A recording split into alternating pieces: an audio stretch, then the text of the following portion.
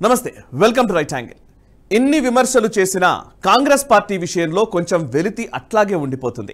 100 గొడ్లను తిన్న రాబందు అని అంటాం గాని పాపం రాబందులు గొడ్ల కళేబరాలను మాత్రమే తింటాయి. కాంగ్రెస్ పార్టీ సజీవమైన మానవ మాత్రులనే తిన్నది. వందలు కాదు వేలకు వేల మందిని ఆరగించేసింది. ఇప్పుడు రాజ్యాంగాన్ని కలవరిస్తోంది. అది వేరే సంగతి. అయితే కొన్ని విషయాల్లో మాత్రం హస్తం పార్టీని శభాష్ అని ప్రశంసించాలి. ఎందుకంటే ఎంత చిన్న విజయం దక్కినా ఉప్పొంగిపోతుంది, గుండె చెరచి గోల చేస్తుంది. 543 స్థానాలున్న పార్లమెంట్లో 99 స్థానాలు గెలిచి హస్తిన మైదానంలో నానా హంగామా చేస్తోంది. 99 స్థానాలు వచ్చింది 100కు కాదు 543 స్థానాలకు అంటూ ప్రధాని మోదీ గుర్తు చేసినా చెయ్యి పార్టీ చిందులు ఆపలేదు. తెలంగాణలోని మొత్తం 17 పార్లమెంట్ స్థానాల్లో 8 సీట్లను కైవసం చేసుకున్న రాష్ట్ర బీజేపీ మాత్రం నిమ్మకు నీరెత్తినట్లే ఉన్నది. లోక్సభ ఎన్నికల ఫలితాల తర్వాత తెలంగాణ బీజేపీ అకారణ మౌనం పాటిస్తోంది. రాష్ట్ర రాజకీయాల్లో అనేక పరిణామాలు జరుగుతున్నాయి. విద్యుత్ కుంభకోణాల విచారణ తంతు మొదలు రాష్ట్ర విభజన తర్వాత 10 ఏళ్లకు ఇరు రాష్ట్రాల ముఖ్యమంత్రుల భేటీ వరకు, బీఆర్ఎస్ ఎమ్మెల్యేల కండువా మార్పిడి తతంగం నుంచి రుణమాఫీ అలసత్వం, నిరుద్యోగుల ఆందోళన దాకా అనేకం జరుగుతున్నాయి. పెరుగుతున్న ప్రభుత్వ వ్యతిరేక స్వరానికి నాయకత్వం వహించేందుకు సంసిద్ధంగా ఉండాల్సిన కమలం పార్టీ కిమ్మనకుండా ఉండిపోయింది. కమలం బలం ఏటా పెరుగుతోంది. సీట్ల సంఖ్య పెరిగింది, ఓట్ల శాతం గణనీయంగా పెరిగింది, టెరిటోరియల్ రీచ్ పెరిగింది. రాష్ట్ర రాజకీయాల్లోని అత్యంత కీలకంగా ఉండే ఉత్తర తెలంగాణ మైదానాన్ని క్రమంగా ఆక్రమిస్తోంది. 8 మంది బీజేపీ శాసనసభ్యుల్లో 7గురు ఉత్తర తెలంగాణ జిల్లాలకు ప్రాతినిధ్యం వహిస్తున్న వారే. గతేడాది చివరన జరిగిన అసెంబ్లీ ఎన్నికల్లో అనేక స్థానాల్లో బీజేపీ 2వ స్థానాన్ని దక్కించుకుంది.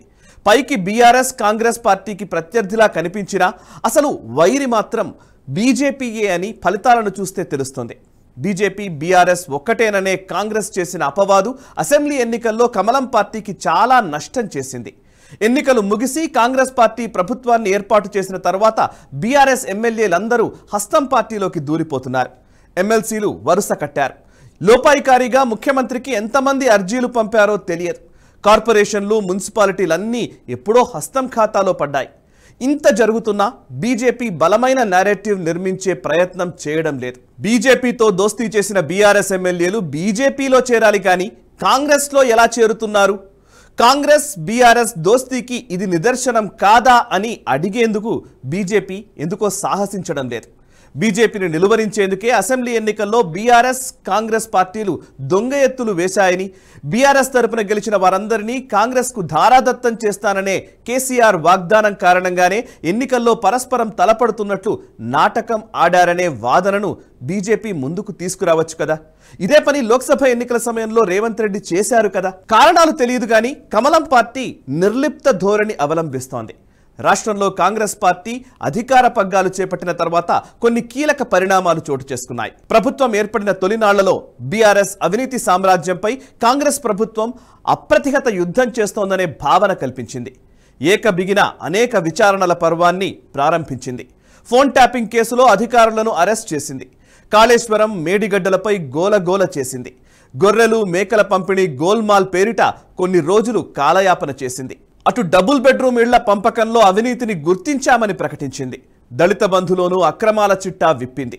ఈ మొత్తం ప్రచార అట్టహాసాన్ని చూసిన సామాన్యులు 10 ఏళ్ల కేసీఆర్ అవినీతిని మొత్తం కాంగ్రెస్ కడిగి పారేస్తోందని భ్రమపడ్డారు. జరుగుతున్న తతంగమంతా పొలిటికల్ డ్రామా అని, భవిష్యత్ వ్యూహాత్మక ప్రయోజనాల కోసమే ఎపిసోడ్ల వారీగా విచారణల పర్వమని, అవినీతి పరులను, అక్రమార్కులను శిక్షించే ఉద్దేశం ప్రభుత్వానికి లేదని తెలియజెప్పే ప్రతిపక్ష పాత్రను బీజేపీ సమర్థవంతంగా పోషించాలి కదా. కానీ అదేదీ చేయకుండా అడపాదడపా ప్రెస్ మీట్లు పెట్టి శాపనార్థాలు పెడితే ప్రయోజనం నిష్ఫలమని కమలనాథులు ఇప్పటికైనా గుర్తిస్తారా? కాంగ్రెస్ పాలనా పగ్గాలు చేపట్టిన తర్వాత జరిగిన మరో తప్పిదం కూడా ప్రధానం. మద్యం విధానంతో సంబంధం లేకుండానే 5 కొత్త మద్యం కంపెనీలకు అనుమతులనిచ్చారు. గతంలో ఏపీలో మద్యం సరఫరా చేసిన కంపెనీలే ఇప్పుడు తెలంగాణలోకి ప్రవేశించినట్టు తెలుస్తోంది. నియంత్రణ, తనిఖీలు లేకుండా తయారైన నాణ్యత లేని మద్యం తెలంగాణ మద్యం షాపుల్లోకి వచ్చింది. పత్రికల్లో కథనాలు వచ్చాయి తప్ప రాష్ట్రంలోని ఏ ఒక్క పార్టీ తీవ్రమైన విమర్శకు దిగలేదు.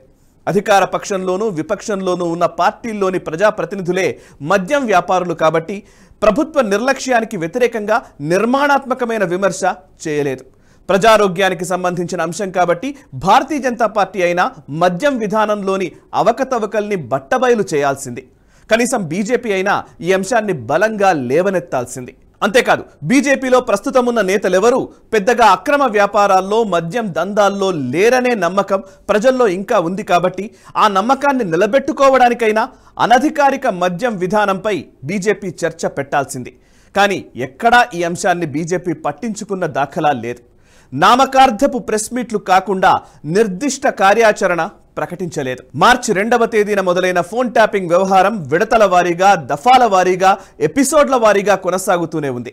రాష్ట్ర రాజకీయ నాయకులు, కొంతమంది బ్యూరోక్రాట్ల ఫోన్లు ట్యాప్ అయ్యాయనే ఆరోపణల సంగతి అలా ఉంచితే, ఉగ్రవాద తీవ్రవాద నెట్వర్క్కు సంబంధించిన సమాచారం ధ్వంసమైంది.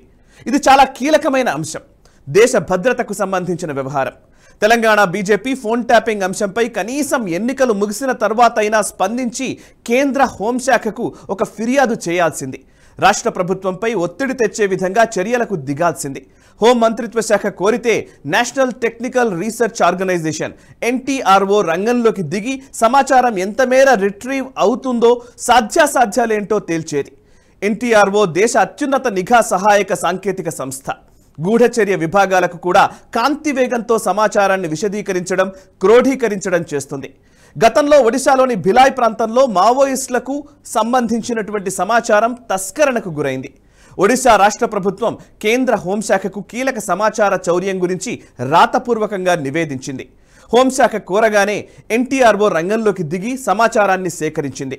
గత సెప్టెంబర్లో అరుణ్ సిన్హాను NTRO చైర్మన్గా నియమించిన తర్వాత దేశవ్యాప్తంగా ఉగ్రవాద తీవ్రవాద సమాచారాన్ని భద్రపరచడంలో కొత్త సాంకేతికతను వాడాలని ప్రభుత్వానికి నివేదిక సమర్పించింది.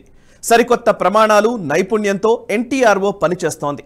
గత ప్రభుత్వం చేసిన అవినీతిని, అవకతవకల్ని, గోల్మాల్ వ్యవహారాలను కాంగ్రెస్ ప్రభుత్వం రాజకీయంగా వాడుకోవాలని చూస్తోందనే నేరేటివ్ను బీజేపీ ప్రయత్నపూర్వకంగా నిర్మించవచ్చు. ప్రజాధన దుర్వినియోగంపై కఠిన వైఖరి ప్రదర్శించాలనే నిజాయితీ ప్రస్తుత ప్రభుత్వానికి లేదనే వాస్తవాన్ని ప్రజలకు అర్థం చేయించడంలో బీజేపీ శ్రేణులు ముందుండాల్సి ఉంది. బీఆర్ఎస్ ప్రభుత్వ అవినీతిని ప్రచారం చేయడంలో పెట్టిన శ్రద్ధ కేసుల విచారణపై పెట్టడం లేదనే నిజాన్ని ప్రజల్లోకి తీసుకెళ్లాల్సి ఉంది. వీటి జోలికి పోకుండా అంటీ ముట్టనట్టుగా వ్యవహరిస్తే ప్రతిపక్ష పాత్రను బీజేపీ విస్మరించినట్లే అవుతుంది. డానియల్ ఫెర్నాండెస్ స్టాండప్ కామెడీ ప్రదర్శన విషయంలో వివాదం చెలరేగింది. గోషామహల్ ఎమ్మెల్యే రాజాసింగ్ హెచ్చరికతో ఫెర్నాండెస్ కార్యక్రమం నిలిచిపోయింది. ఇదేదో రాజాసింగ్ ప్రత్యేక ఎజెండాగా మారిపోవడం బీజేపీకి ఏమంత మంచిది కాదు. గతంలో మునావర్ ఫారూఖీ విషయంలోనూ ఇదే జరిగింది. వారంతా కేవలం కళాకారులు మాత్రమే కాదు, అనేక రాజకీయ ఉద్దేశాలు, దురుద్దేశాలు కలిగిన వారనే విషయం చెప్పడంలో, అంగీకరింపజేయడంలో బీజేపీ అవసరమైన చొరవ తీసుకోలేదనే చెప్పాలి.